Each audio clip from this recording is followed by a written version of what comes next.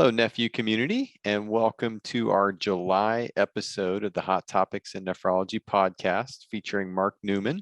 If you've been tuning in, you've gotten to know Mark well. He's an editor and writer specializing in the field of nephrology for over 30 years, and we're always lucky to have him to keep us up to date on what's happening out there in the kidney care community. And today we're going to discuss the proposed rule for Medicare's prospective payment system for dialysis services that would be applicable for 2023. So each year, the Centers for Medicare and Medicaid Services, or CMS, puts forth a proposed rule to cover Medicare payment for healthcare services, including dialysis care. And on June 21st, CMS released its plan for changes to this payment system for dialysis providers for 2023. So Mark, give us a little history on the prospective payment system and what dialysis providers may expect in 2023 based on this proposed rule. Thanks, Aaron. The PPS was launched in January 2011. So we are just past the 10th anniversary of this payment system. CMS spent a great deal of time prior to the launch to get dialysis providers to sign on to the payment process. And most of them agreed to do that at launch time.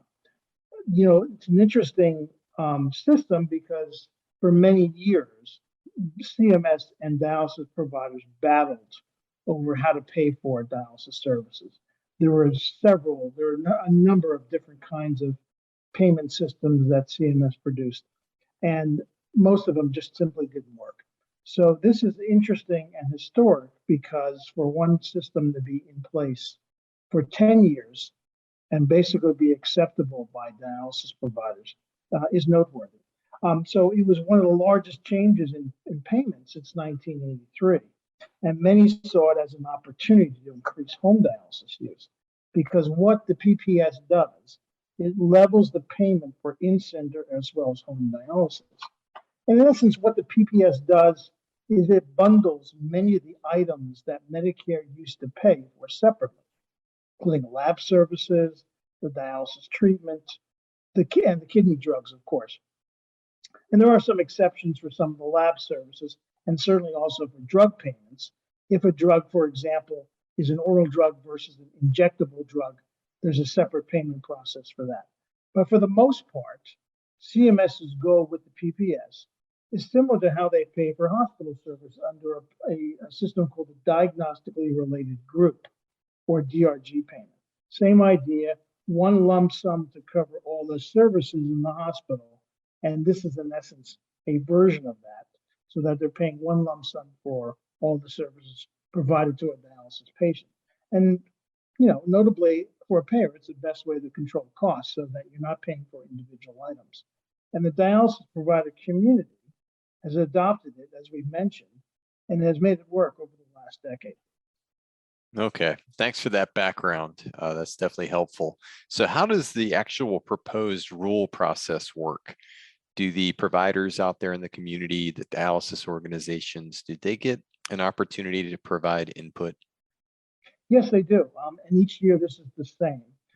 We always come out, CMS comes out with a proposed rule, as you mentioned in the introduction. And then a number of organizations will typically provide comment. It could be dialysis provider organizations. It can be advocacy groups. It can be patient groups. And of course, it varies every year from year to year, but most of the time there are numerous comments on the proposal. In this particular case, for the 2023 final rule, these organizations have until August 22nd to respond, and they can obtain that document through www.regulations.gov and do a search for the Federal Register document. And the submission process is fairly simple. It's all online, and there's some other options there as well. Okay, so that sounds like an important opportunity for providers out there to at least get their opinion in for a rule that could substantially impact them.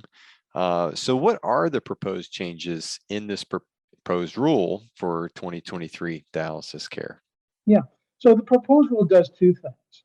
It offers or tweaks, if you will, the previous year's final rule, but also adds items in the body of the rule where they ask for comments from the kidney community. These are usually proposals or ideas that can revolve around payment, or some of it's around the agency's quality incentive program.